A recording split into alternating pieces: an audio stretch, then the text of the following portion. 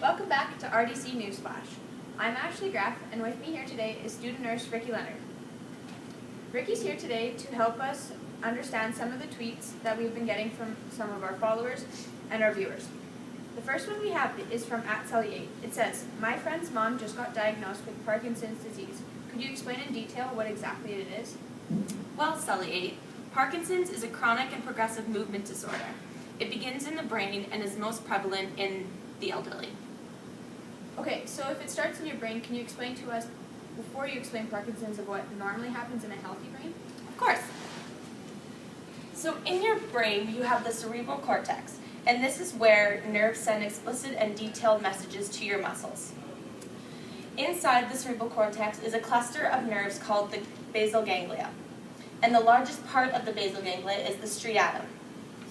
And within the striatum, you have messages that travel from the synaptic vesicles in the axon into the synapse, and then those messages are taken up by proteins in the cell membrane of the dendrite. In order to transmit these messages, you need something called a neurotransmitter. And the one that we are particularly focused on is one called dopamine, as it is needed to move your muscles. So the dopamine is produced in what is called the substantia nigra, which is right below the striatum. And so in homeostasis, dopamine is produced by the substantia nigra through the axon into the dendrite and to the muscles. Thank you, Ricky. So now that we have a basic understanding of how the normal brain functions, can you explain to @Sally8 and the viewers of how a Parkinson's brain would work? Well, in Parkinson's, there is a progressive degeneration of the substantia nigra cells, which means that there is less dopamine, and the black color of the substantia nigra fades to almost either little or none of the color black. And then this causes a disruption in the striatum, which causes improper muscle movement. And scientists and doctors don't know the direct cause, but they say that it could be from a protein called alpha-synuclein. And they don't know what this protein does in a normal brain, but when it is mutated or in abundance, it helps form clumps of proteins called Lewy bodies. And then they believe this causes a toxic effect in the substantia nigra, which causes cell death, leading to minimal dopamine and to the improper muscle movement. They also believe it could be, Parkinson's could be caused by not having enough of a protein called parkin, and that also causes cell death. What a great explanation, Ricky.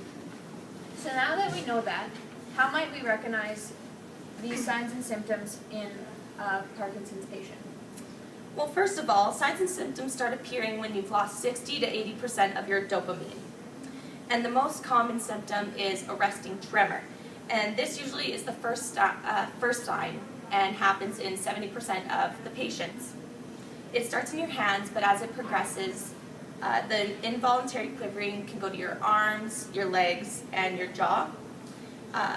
Parkinson's patients could also suffer from stiff or painful joints, muscle rigidity, bradykinesia, which is described as slow movements, and there could be a lack of arm swing while walking, as well as the individual may also start having a shuffle-like walk or have less coordination. Thank you, Ricky, for the explanation and the great breakdown of Parkinson's disease. You're welcome. So, to clarify for @Sally8 and any viewers, there are 3 key concepts linked to Parkinson's that include proteins, cell membrane, and homeostasis. So, there are receptor proteins in the cell membrane of the dendrite that take up the dopamine provided by the axon. Also, we looked at the synuclein and parkin proteins that may play a factor in the course of Parkinson's. The loss of dopamine causes an imbalance in homeostasis in the body. Is that correct? Yes. Alright, so next up, we're going to take another tweet.